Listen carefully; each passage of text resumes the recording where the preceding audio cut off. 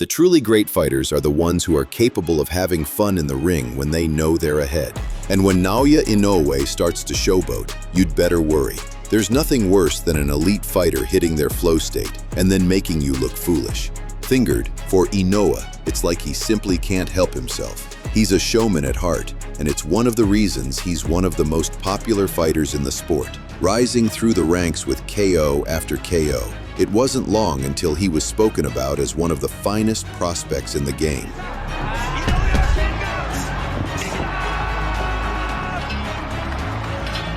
Speed, power, clean technical, fight IQ. Naoya Inoue very noticeably had it all in abundance. And his power translated across different weight classes too. And in many ways, his greatest performances were not witnessed until he actually fought bigger men. Round 7. Oh, a big right hand from Naoya Inoue! Inoue is a sniper, a brawler, a technician, and everything in between.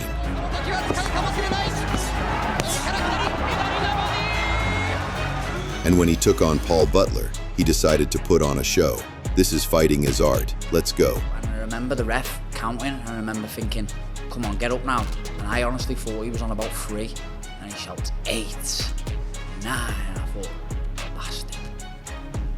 I just couldn't get up, and then I was probably still down for another 10, 15 seconds maybe, getting me breath. Before he stepped in there with Butler, he destroyed several elite-level opponents in quick succession. Those who didn't know just how good Inoue was thought that Jamie McDonnell would give him trouble. They were wrong. Replay right here, and Inoue again. He knows he's got him in trouble. He's just opening up. He's a good finisher. He's got him in there with Juan Carlos Payano. Inoue seemed to be in a very destructive move, signaling his undisputed intentions to the rest of the division. With power like that, nobody was safe, and the rest of the flock were beginning to catch on.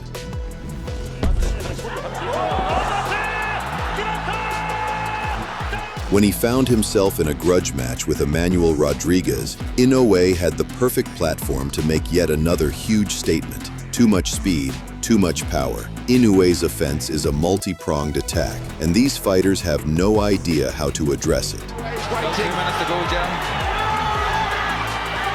Oh, this is unbelievable from Inoue. This was no ordinary fighter, folks. This was a guy who was gunning for GOAT status. But in order to be respected on that level, he needed to fill his resume with icons like Nonito Doheny. And believe us when we tell you that Doheny did not make it easy for him. No, this was the toughest fight of Inoue's career. But in the end, Naoya triumphed, showcased his grit and adaptability beyond any doubts. Compared to Doheny, Jason Maloney proved to be a walk in the Doheny in the rematch, proved his evolution beyond any question.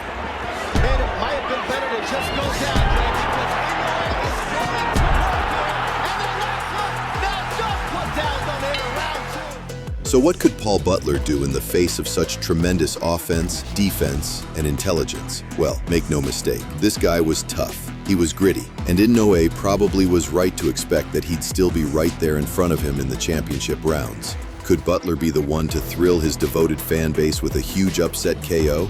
Well, only time would tell. But we're sure Butler and his team were quite aware of the mountain that they were attempting to climb. Round 1. Butler brought quite a lot of passionate supporters with him into the arena, but anyone with a shred of boxing knowledge knew exactly what was about to go down. Butler's fans were no doubt hoping that their man could spring the unlikely upset, but Naoya was not going to be denied.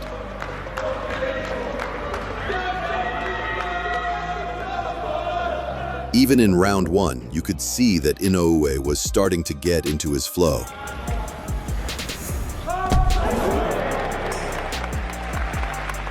Laser-precise punching and expert timing were the name of the game for Naoya throughout his career, and this fight was truly no exception.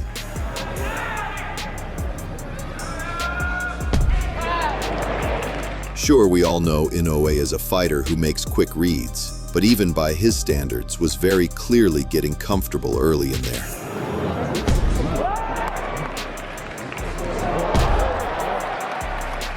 Round 2. Paul Butler desperately needed to earn some respect here against Inoue, because the Japanese fighter was only going to get better and better.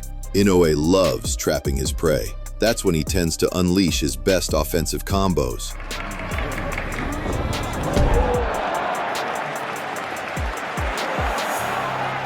The question was not whether Butler could win, but rather, how long could he stand to the heart?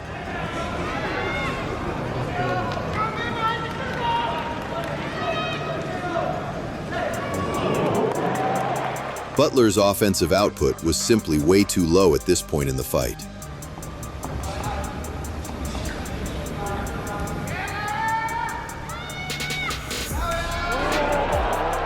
Round 3. After a totally ineffective round 2, something would need to change for Butler in the third. We've seen Inoue destroy chins in the blink of an eye. Butler was basically a punching bag at this point.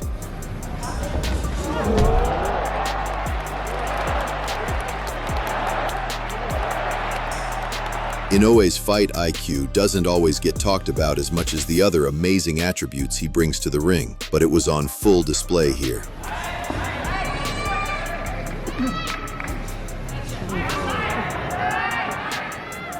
This is what a good, or even very good fighter, trying to hang with a living legend looks like.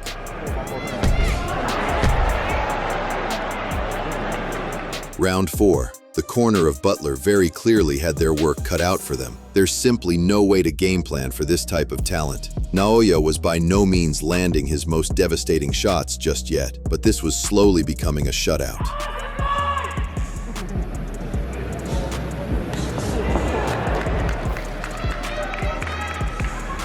Paul Butler was learning all about the levels that exist within the sport of boxing.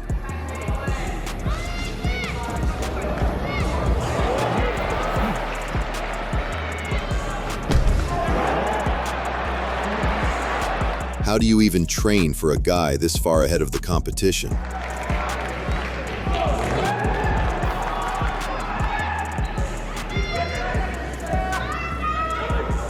In order to make things happen, you need activity, and Butler just wasn't busy enough.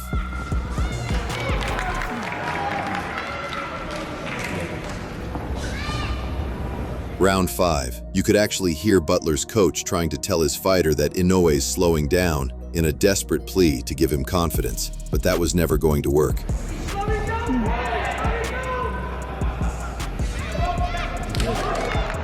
This was very clearly a very fresh and locked-in Inoue, and he was only growing more confident.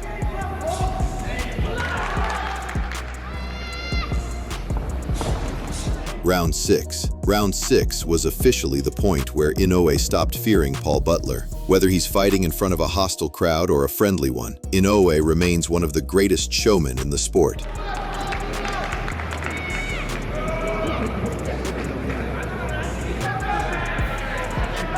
However, don't mistake Inoue's demeanor for him taking his foot off the gas, because he was still on the hunt for blood.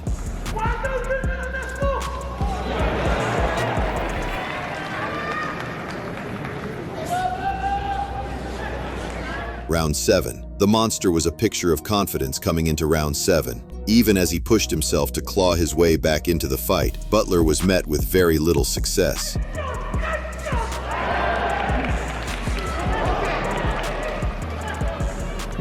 Getting thoroughly beaten like this must be insanely demoralizing, not to mention a major source of fatigue.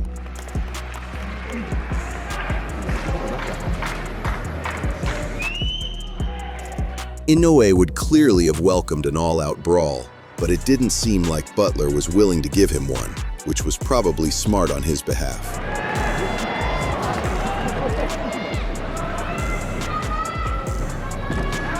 Round 8. Inoue was hitting a different level of flow state in round 8. Butler had likely lost every single round, but even as his desperation grew, there was nothing he could do.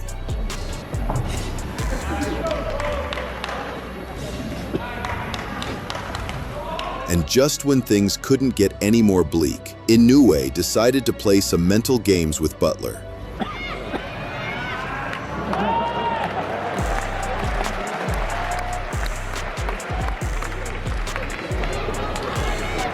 Inoue just needed to land one big punch, and Butler knew it, avoiding head-on collisions as much as he could.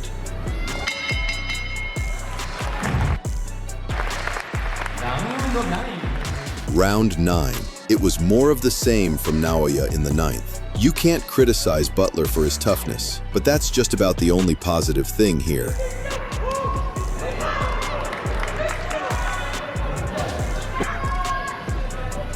The footwork battle was yet another arena of this bout that Naoya was having massive success in, a crucial component of his dominance.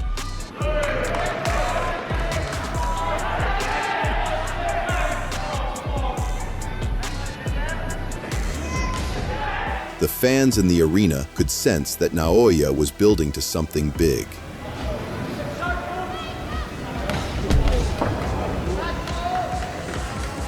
Round 10. Butler, against all odds, was approaching the championship rounds, and he was still on his feet. A commendable achievement, make no mistake. But Inoue was dominating every facet of this fight, mauling Butler on every possible level.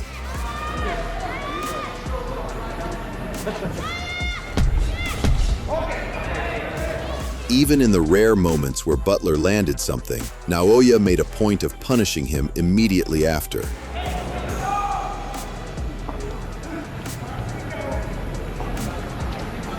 In other words, the monster was proving to be way too much for Butler to handle.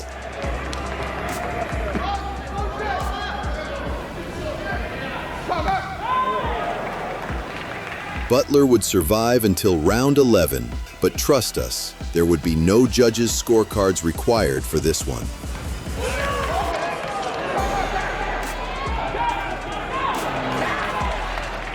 Round 11. Butler may have been aiming simply to survive 12 rounds locked in there with Inoue, a Rocky Balboa-style moral victory. But in this 11th round, you could tell that Naoya's offense was starting to wear on Butler.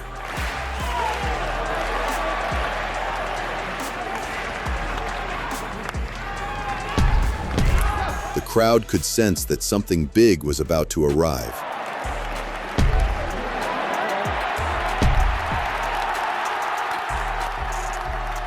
Thankfully, the referee understood just how bleak this situation was looking for Butler and decided to make the wise decision to stop the fight there and then.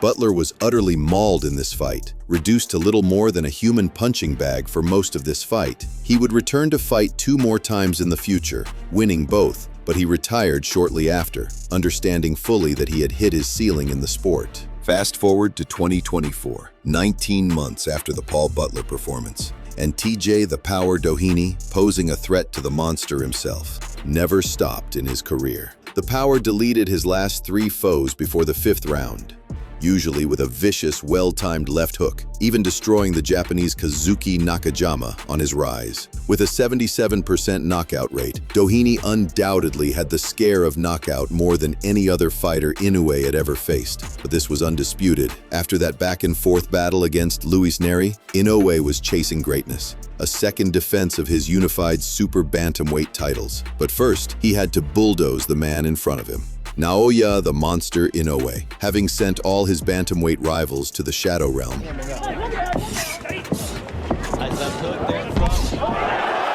and unifying all belts at the division, stepped up a new weight class to super bantamweight, where the monster crushed the division's king Stephen Fulton to win half of the belts, then unified all his belts in a brutal showing against Marlon Tapales. In just 6 months, the monster scored the first defense of his unified super bantamweight titles in that war against Luis Neri. Then, for September of 2024, Inoue was booked against arguably the most dangerous puncher in the division, TJ Doheny. For a long time, Doheny was the forgotten man. Having only won the IBF Flyweight Championships, the Irish Power secured 3 wins in Japan to earn a shot against the monster. Doheny, in the biggest fight of his life, wanted Inoue's super bantamweight titles and hoped to land the final knockout, which Luis Neri failed to do in Naoya's last bout. Finally, at the Ariake Arena in Tokyo, Japan, from the walkout, the Japanese resembled a night monster, exemplifying in his attitude that he had come to put a villain-like beating on his opponent.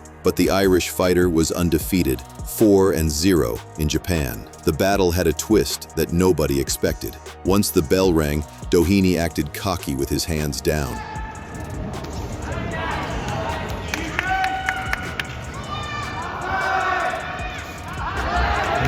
But shortly, he became a human punching bag.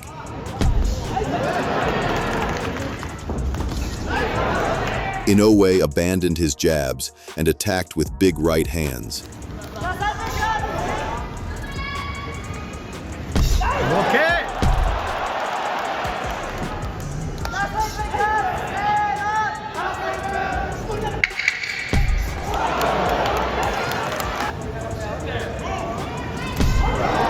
But the Irish power, with a 77% knockout rate, possessed a vicious left hook that could shut the monster's lights.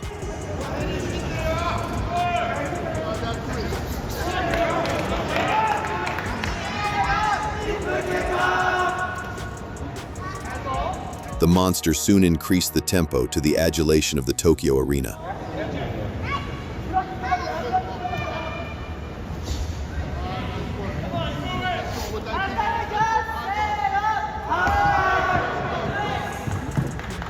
It shortly became a chess match in the center of the ring.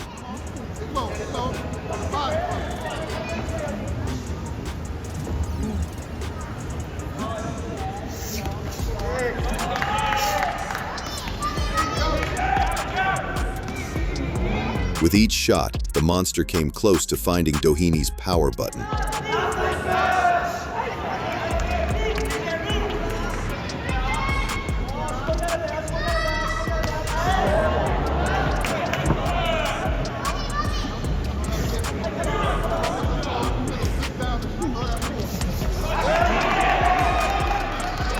And the muscle-bound foe was now looking for a fifth corner of the cage to hide.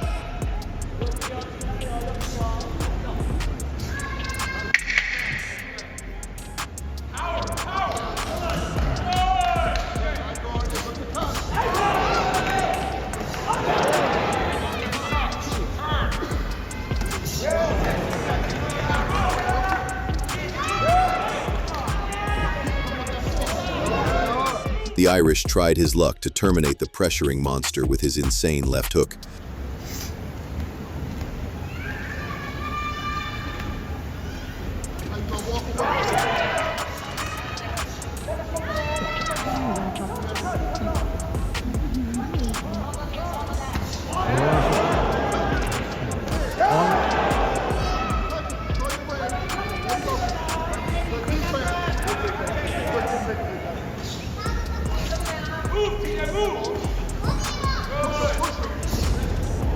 But Inoue studied his timing and was now countering counters with counters.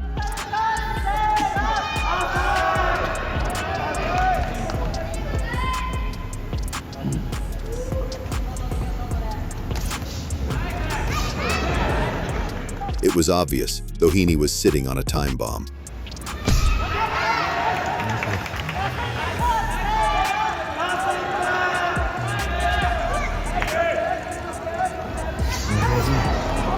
Stunning him with clean right hands.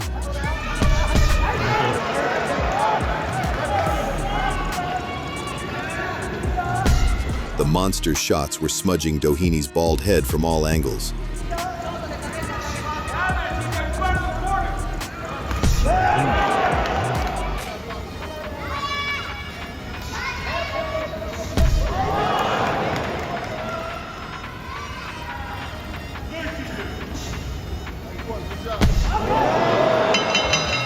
But the power TJ came back, reinvigorated.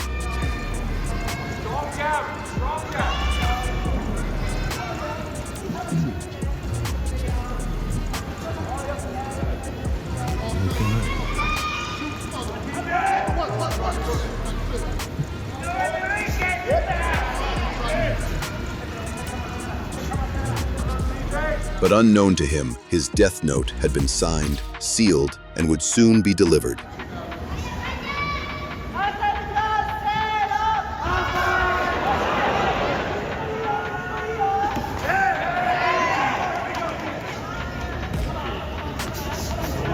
The monster added extra torque to his punches, almost like Doheny's attacks had woken up his killer instincts.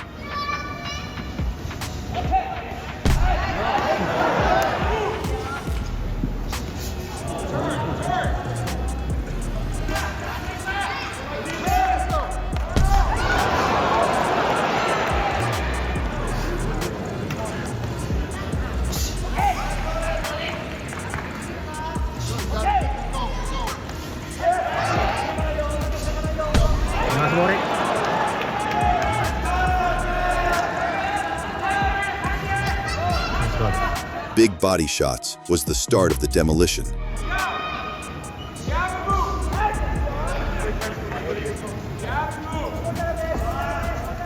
But Doheny complained to the referee, looking for a way out. Well, he was stuck in the ring with the monster, and he soon realized it was a do-or-die affair.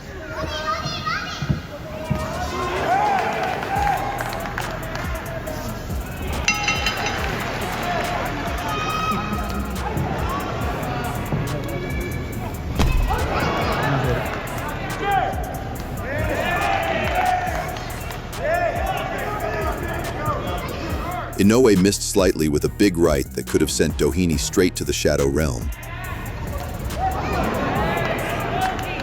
But the shots that followed were way more brutal.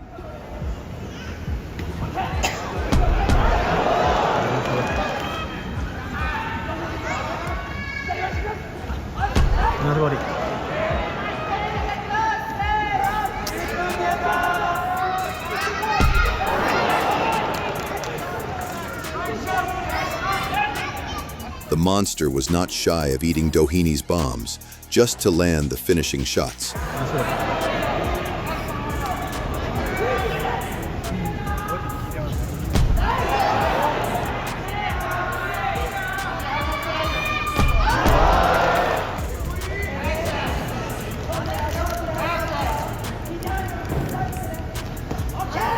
And he showed Doheny true power.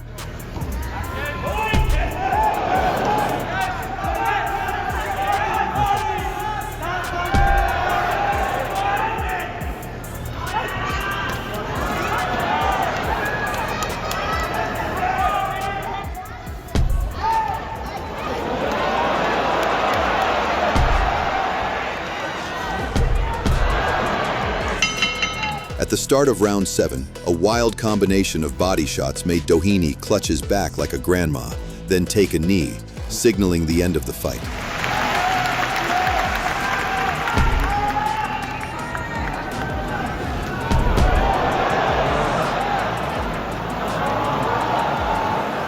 Naoya had given Doheny forced body reconstruction, and he struggled to walk back to his corner.